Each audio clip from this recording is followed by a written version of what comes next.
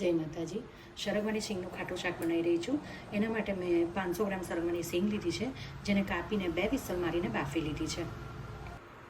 1.5 cup દહીં, 1/3 cup બેસન અને વિસ્કરની મદદથી અથવા તો વલોણીની મદદથી આપણે મિક્સ કરી લઈશું. મિશ્રણમાં હું 1.5 કપ પાણી રેડી રહીશું. પાણી, દહીં અને બેસનને મિક્સ કરી દઈશું.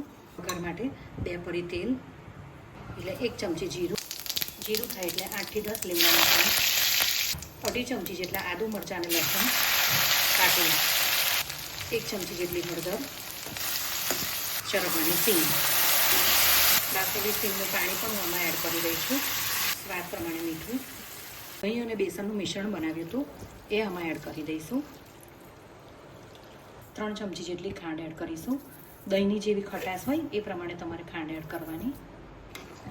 10 થી 12 મિનિટ મીડિયમ ગેસ ઉપર આને ઉકાળવાનું છે. સરગવાની સિંગનું ખાટું શાક તૈયાર છે.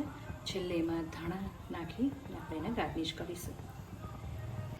સરગવાની સિંગનું ખાટું શાક રેડી છે, તૈયાર છે. સરસ સરગવાની સિંગનું ખાટું શાક. એની સાથે આજે મેં ભીંડાનું શાક પણ બનાવ્યું છે અને બાજરીનો રોટલો.